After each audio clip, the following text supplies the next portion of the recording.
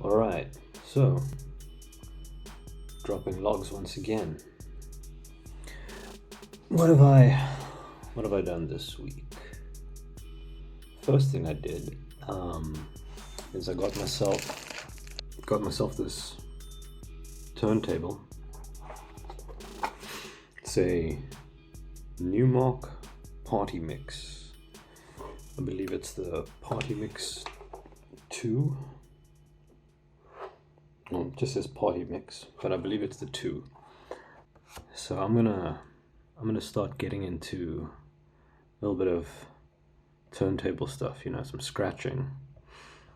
Probably not gonna focus too much on the more like DJing side of the turntable thing with beat matching and juggling, and I think it's called juggling. Beat matching, syncing up the tempos and blending tracks together and that kind of thing. It's not really the reason I bought this. So what I do plan to do with it is I want to do some scratching, because up until this point, not entirely, but for at least the first period when we made the switch over to a more hip-hop kind of style after the old band kind of dissolved, we started incorporating a lot of hip-hop into our sound, but we didn't have any turntables for a long time, so kind of found these weird workarounds like sampling scratch sounds off of YouTube or something, little scratch sound effects, and putting them into songs, or putting that sound into a sampler and playing it on the piano keys. Wasn't great either. At some point, Rob did get a CDJ turntable set, which was pretty cool. We used that on our album that we put out. This where is it? This one over here, the Elephant Apostle self-titled album. We used it on there. That was pretty cool. A lot of sampling, either just little clips from lectures and things that I've listened to, and what else? Little clips of me doing verses or choruses from particular songs and scratching those little words or phrases. It was pretty cool. But that was kind of inconvenient because it was a CDJ, so we had to burn CDs of the samples we wanted, load it in, and then scratch it like that. It was pretty cool though. Had some filters and effects and stuff on it, which was nice. Did the job pretty well. But when Rob went to Europe, then pretty sure he didn't take the CDJ with him, because we haven't used it since then. I don't know if he sold it or if it's in storage over here somewhere. So a little while down the line now, I've decided put some cash down and get this. It was secondhand. It's in pretty good condition. I don't see any problems with it. It seems to be pretty good. All the dials and the faders and the buttons. Actually, the buttons. Feels fine now. But I remember I was jamming on it, and it kind of felt like the one button on side 2 was kind of sticky, getting stuck, I mean. So it was kind of fucking up my rhythm when I was playing. But yeah, everything seems to be in order. I don't see any. It's just a little bit of plastic from the packaging. I guess. I mean, this fade is a little bit uneven. Yeah, there's probably a little bit of wear and tear over there, but it's cool. It hasn't affected me in any way. I've been able to use it just fine. Yeah, so I'm probably gonna spend some time learning about turntable shit. Should be should be pretty cool. What I did do with this so far is I sort of put together a track that's just it's a remix of a song that we're working on. I I left the drum loop as it was. Then I loaded the vocals, I think, definitely the guitars and the keys. I loaded them all up into the DJ, what is it, Serato DJ Lite software. Started scratching and using these pads as samples, sample hits, I guess. Yeah, that was pretty cool. And then it's got these faders over here where I guess it's pitch, I think. Yeah, I don't think it affects the speed. I think it just affects the pitch of your sample. So you can bring it down. Well, counterintuitively, you push it up for -% and down for +%.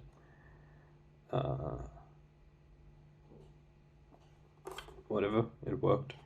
It worked pretty well. Obviously, crossfade for volume between the two, mixing them together. These I can't remember what these do. I don't think I used these very much yet. And sync and cue, I haven't done much with. I've used this hot cue function to prepare my samples when I was scratching. You hit one and it starts, then you hit two and it starts at another spot, either just for playing samples or for getting scratching ready. That was pretty cool. This filter over here,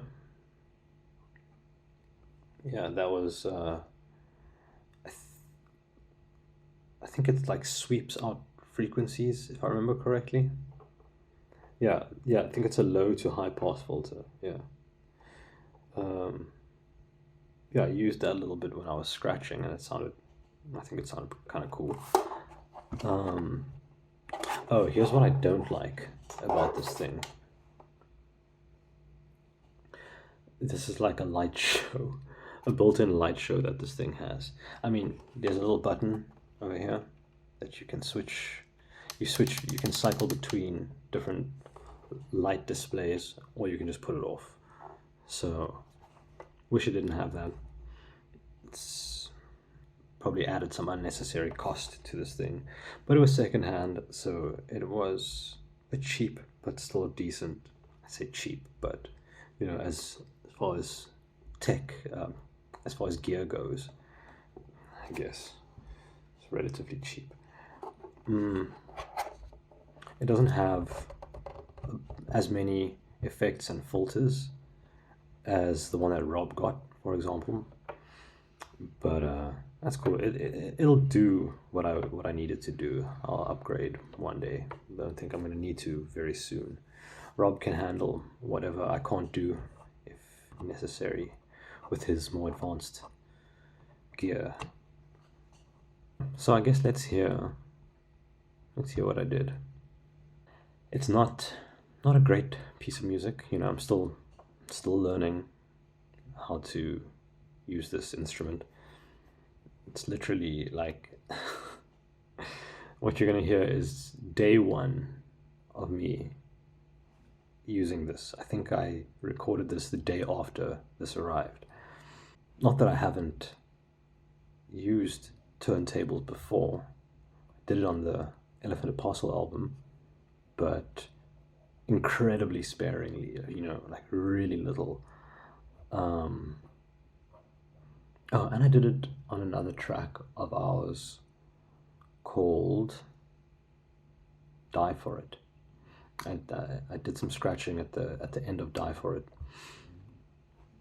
But again, that was just little once-off things that I did. This is an entire song that I try to put together, remixing our other track. Let me just find it real quick. Okay, so bear in mind, as I've said, this is early days of me learning how to use this instrument.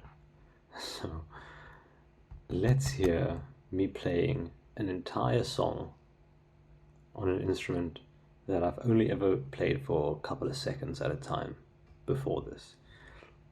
Let's hope for the best.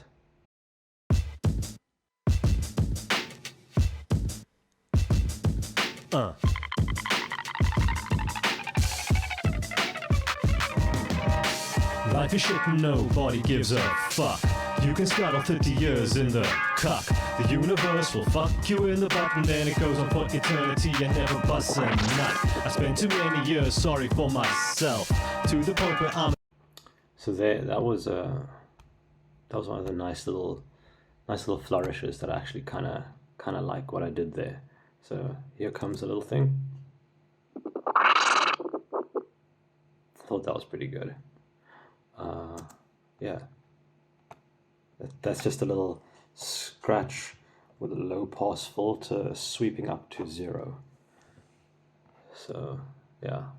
Goes on for eternity and never busts a nut. I spent too many years sorry for myself, to the point where I'm a danger to my health. I picked the sickest sip of liquor on the shelf in the freshest, most impressive way I have ever felt. I used to drink until I couldn't tell the time, so half the time when I was driving was a crime. Probably couldn't even stay between the lines if I made it home alive. Okay, so there was another 2 of the little low pass to 0 scratches, and this cow and chicken ass sounding guitar.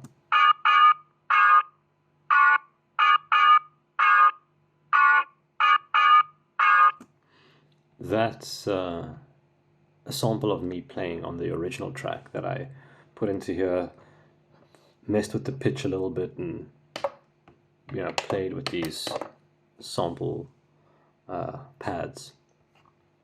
I couldn't tell the time, so half the time when I was driving was a crime. Probably couldn't even stay between the lines. If I made it home alive, then I would act like it was fine. I was a fuck up, using all my luck up, thinking all the people were too judgy or too stuck up. Reality came and hit me for a 6 as a consequence for me and all my stupid little tricks. Life's funny, takes you for a dummy, cosmic joke gets played. Okay, so yeah, that's just more of that. What the other interesting thing that I think I did was I took the guitar solo from that song and I loaded it up into the turntables and I scratched the solo. So let's see how that sounds. I happily complied when they required bribery.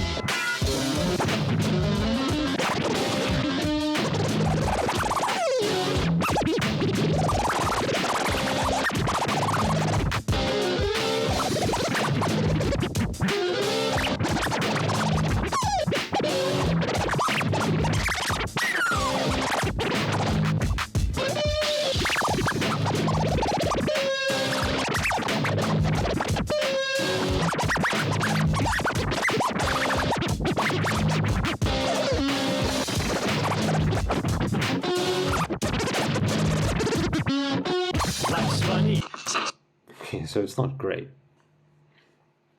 It's not great, but I think it's an interesting idea that I can mess around with in the future once I get better at scratching. Let's hear it on its own, just for interest's sake.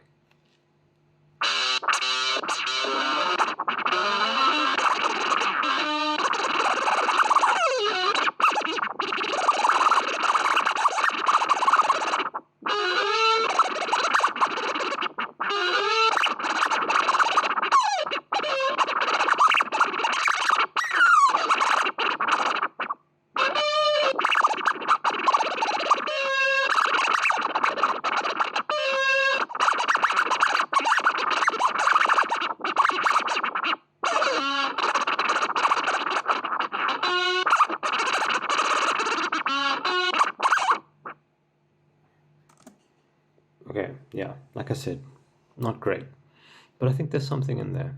I think there's potential for that idea for me to do something with.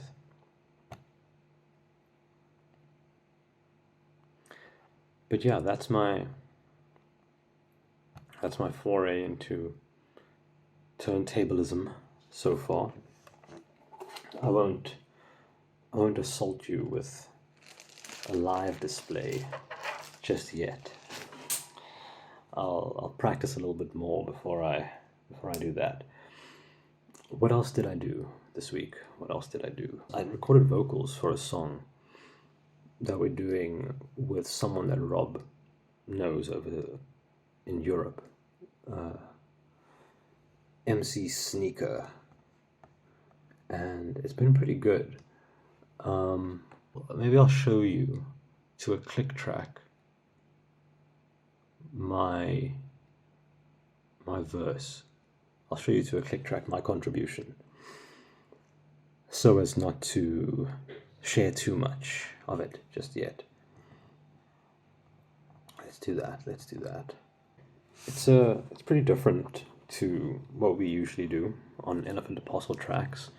It's like a trap kind of beat, but it's got some, I'd call it summery, sunny slide guitars going on, which is interesting because at the end of the day, the song ended up being called Sunburn, with a lot of references to the sun by Sneaker.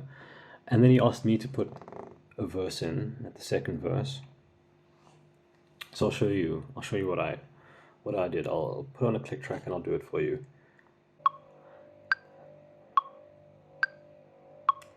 I can never look at your face without shades on. You've got the taste of capsaicin. The flavor gave a sensation. So good it's caving my face in. Even if you need a few parts of replacing. Jumpstart my heart when it's racing. Spark up the dark, it's amazing. Safe place to waste all my days in. If I go insane, then blame this old craving. No way, yeah, no replacing. That's part and parcel of praying. Don't have the patience for waiting. It would be so nice if the future was so bright. But I don't know, 'cause I'm a creature of the night. Right. So that's my verse. You don't know how many fucking takes it took me to get that out. Good lord, I hope I got it right. But I'm not doing it again. Like, I just fucked it up so many times. That's it. I'm done. I don't want to record anymore tonight. Oh man. But yeah, I think it's alright. It'll sound better over the beat, obviously, and next to, I hope it'll sound better and not worse next to Sneaker's performance, because he did really well on that. So yeah, that's a song that we're working on with MC Sneaker. He's pretty dope. I think he's like, I don't know if he's from Spain or something like that, but on another song of ours that we did with him that will be out soon, he does a verse in Spanish, which is pretty cool. But yeah, I think we're lucky to get to work with other artists who are way better than we are, at what they do. Previously, we had our friend Mitch, who would play keyboard on some of our songs, mostly live. I don't think we have any recording of him performing with us, which is a shame. But his album is up on our record label's website, Large Mammal Collection. I'll maybe put a link to that somewhere in case anyone sees this and wants to have a listen to our music or Mitch's music, and soon Sneaker's music too, that we'll have out on there. There's some pretty good stuff. I think it's pretty good, and it's only going to get better as we go forward. But I am exhausted. It's like 4 a.m. at least. It's almost 5 a.m. I need sleep. It's freezing cold. I have shit to do in a couple of hours. So yeah, till the next one.